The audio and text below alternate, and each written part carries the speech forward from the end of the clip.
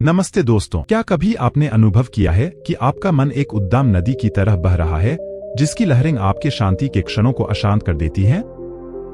तो दोस्तों, आज के इस वीडियो में हम बात करेंगे उन अनूठे और सरल तरीकों की जो आपके मन को शांत रखने में चमत्कार कर सकते हैं। कहते हैं न, अशांत मन में ही सच्चा सुख निहित है। अगर आप चाहते हैं कि आपका मन एक स्थिर झील की तरह शांत और प्रसन्न रहे, तो आज का हमारा यह एपिसोड सिर्फ और सिर्फ आपके लिए है। तो चलिए शुरू करते हैं ये अद्भुत यात्रा और जानते हैं कि कैसे आप अपने अंदरूनी शोर को कम कर सकते हैं और मन की व्याकुलता को शांति में परिवर्तित कर सकते हैं।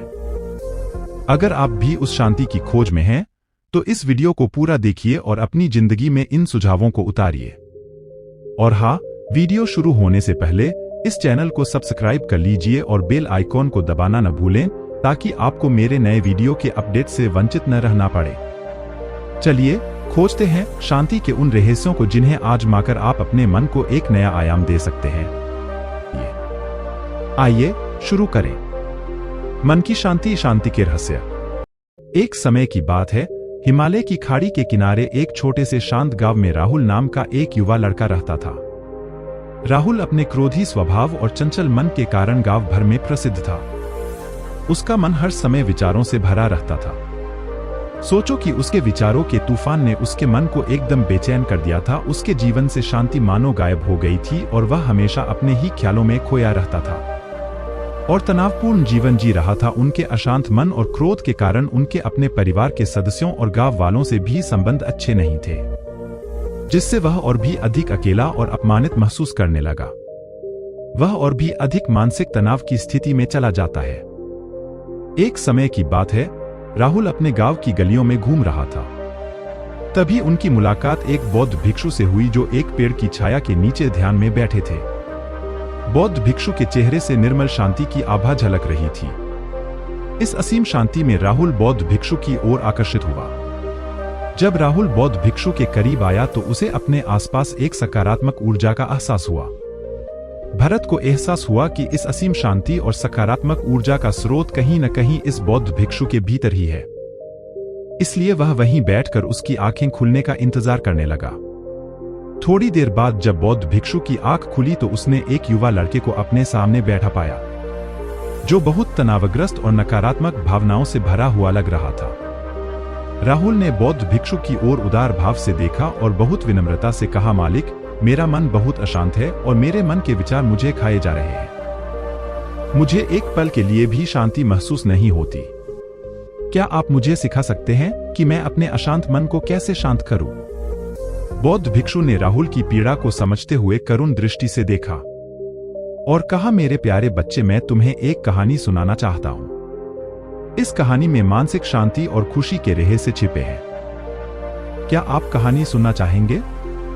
राहुल ने हाँ में सिर हिलाया और पूरी एकाग्रता से कहानी सुनने को तैयार हो गया। उनके अंदर जिज्ञासा चरम पर थी। वो कहानी सुनने को बेताब था।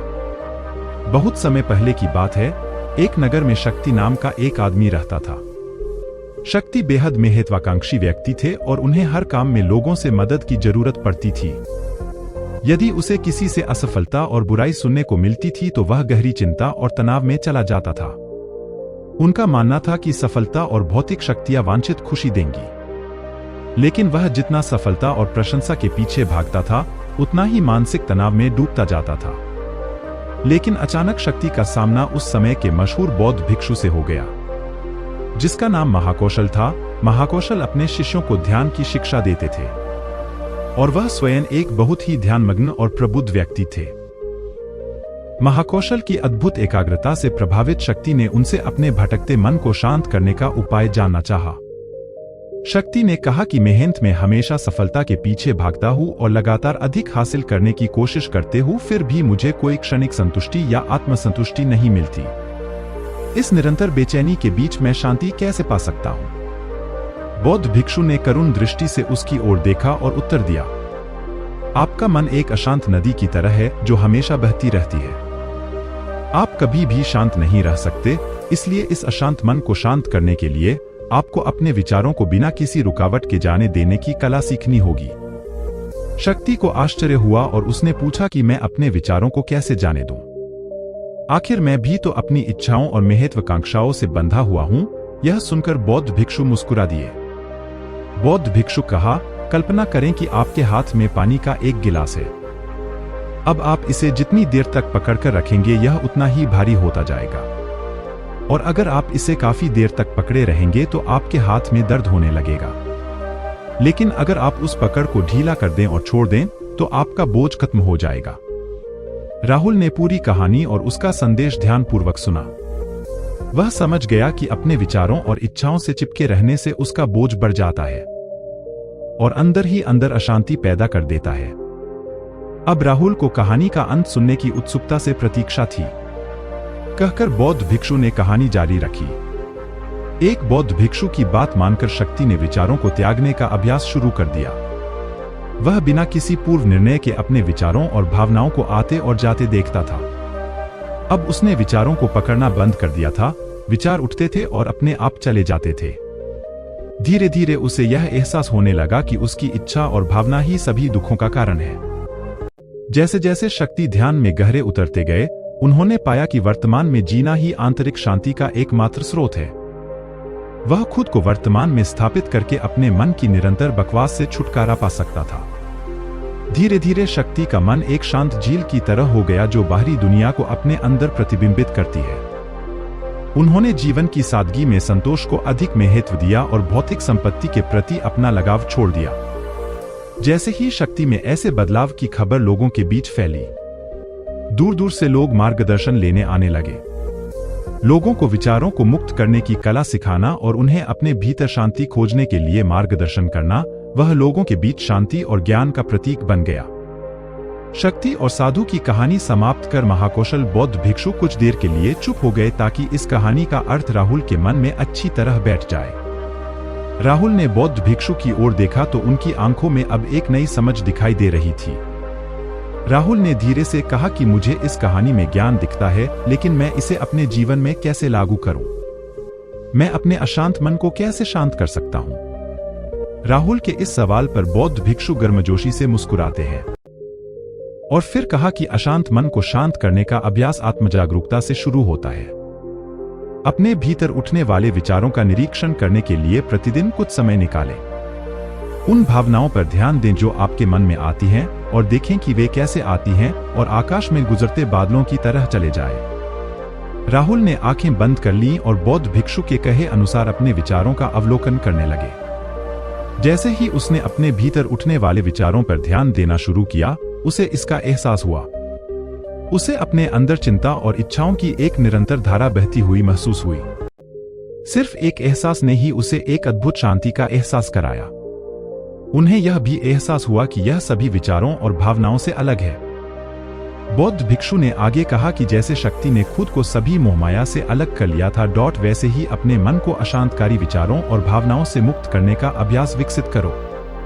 बिना किसी पूर्वाग्रह के विचार को वैसे ही स्वीकार करें जैसे वह आता है, और फिर धीरे धीरे उन्हें जाने दें और अपना ध्यान वर्तमान क्षण पर केंद्रित करें।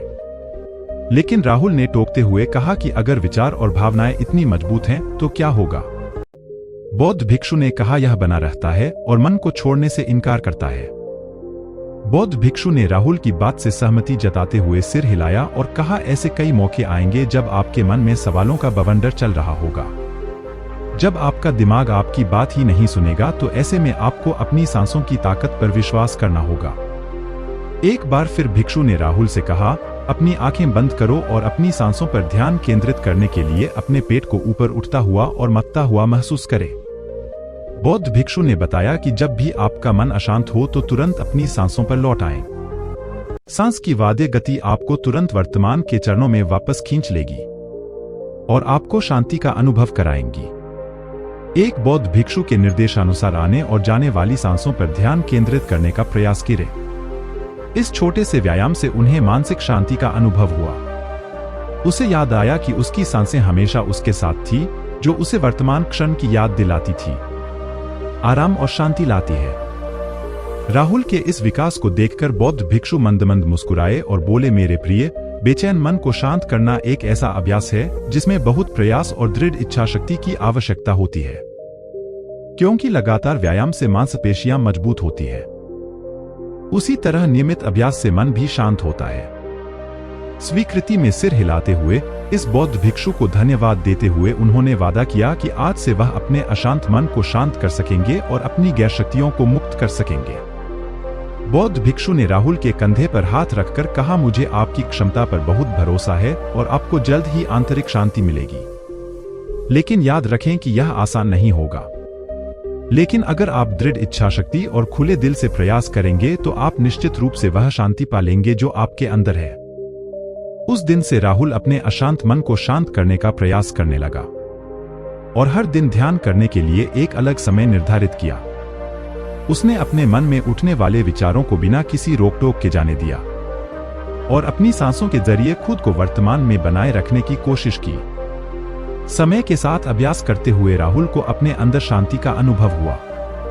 जैसे जैसे समय बीतता गया, राहुल को ज्ञान और शांति का स्रोत कहा जाने लगा। जैसे जैसे समय बीतता गया, भरत को ज्ञान और शांति का स्रोत कहा जाने लगा। ग्रामीण अपने अशांत मन को शांत करने के लिए राहुल के पास आने लगे।